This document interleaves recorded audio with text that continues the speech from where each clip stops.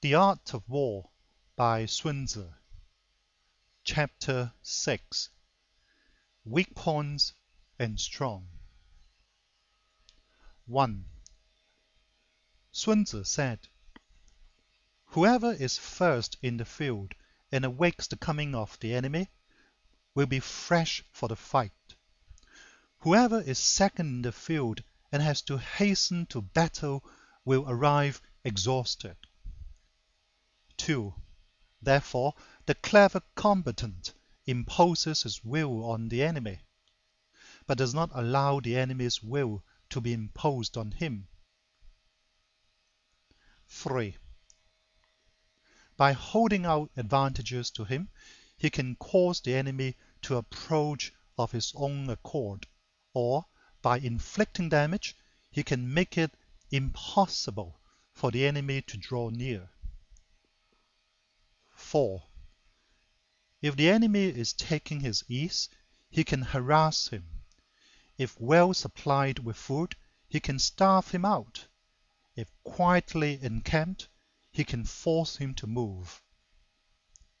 5. Appear at points which the enemy must hasten to defend. March swiftly to places where you are not expected. 6. An army may march great distances without distress, if it marches through country where the enemy is not. 7. You can be sure of succeeding in your attacks if you only attack places which are undefended. You can ensure the safety of your defense if you only hold positions that cannot be attacked. 8. Hence, that general is skillful in attack whose opponent does not know what to defend, and he is skillful in defense whose opponent does not know what to attack. 9. O divine art of subtlety and secrecy! Through you we learn to be invisible, through you inaudible, and hence we can hold the enemy's fate in our hands. 10. You may advance and be absolutely irresistible if you make for the enemy's weak points. You may retire and be safe from pursuit if your movements are more rapid than those of the enemy. 11. If we wish to fight, the enemy can be forced to an engagement even though he be sheltered behind a high rampart and a deep ditch. All we need do is attack some other place that he will be obliged to relieve. 12. If we do not wish to fight, we can prevent the enemy from engaging us even though the lines of our encampment be merely traced out on the ground. All we need do is to throw something odd and unaccountable in his way. 13.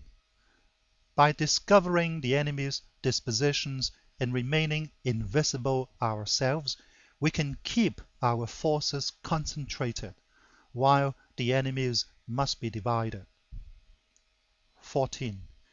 We can form a single united body, while the enemy must split up into fractions.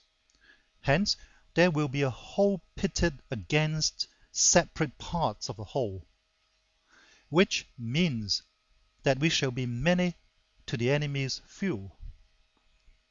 15. If we are able thus to attack an inferior force with a superior one, our opponents will be in dire straits. 16.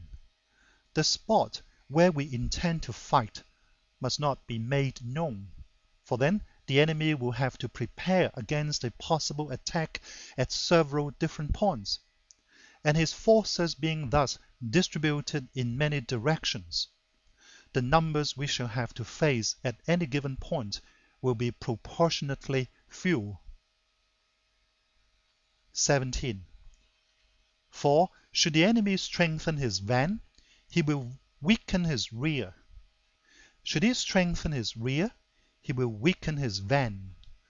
Should he strengthen his left, he will weaken his right. Should he strengthen his right, he will weaken his left. If he sends reinforcements everywhere, he will everywhere be weak. 18. Numerical weakness comes from having to prepare against possible attacks. Numerical strength from compelling our adversary to make these preparations against us. 19. Knowing the place and the time of the coming battle, we may concentrate from the greatest distances in order to fight. 20. But if neither time nor place be known, then the left wing will be impotent to succor the right, the right equally impotent to succor the left, the van unable to relieve the rear, or the rear to support the van. How much more so if the furthest portions of the army are anything under 100 li apart, and even the nearest are separated by several li. 21. Though according to my estimate the soldiers of Yue exceed our own in number, that shall advantage them nothing in the matter of victory. I say then that victory can be achieved. 22. Though the enemy be stronger in numbers, we may prevent him from fighting. Scheme so as to discover his plans and the likelihood of their success. 23. Rouse him and learn the principle of his activity or inactivity. Force him to review himself so as to find out his vulnerable spots. 24. Carefully compare the opposing army with your own, so that you may know where strength is superabundant and where it is deficient. 25. In making tactical dispositions, the highest pitch you can attain is to conceal them. Conceal your dispositions, and you will be safe from the prying of the subtlest spies, from the machinations of the wisest brains. 26.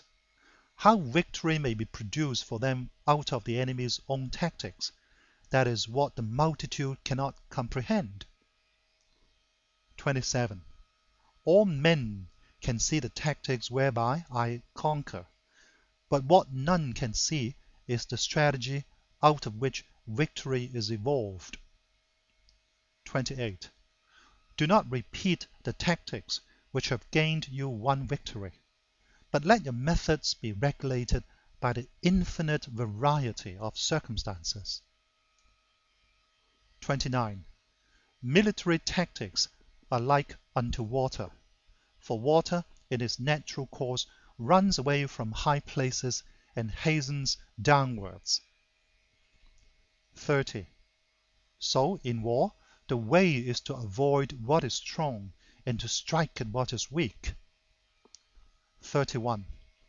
Water shapes its course according to the nature of the ground over which it flows. The soldier works out his victory in relation to the foe whom he is facing. 32. Therefore, just as water retains no constant shape, so in warfare there are no constant conditions. 33. He who can modify his tactics in relation to his opponent and thereby succeed in winning may be called a heaven-born captain. 34. The 5 elements, water, fire, wood, metal, earth, are not always equally predominant. The 4 seasons make way for each other in turn. There are short days and long. The moon has its periods of waning and waxing. End of chapter 6.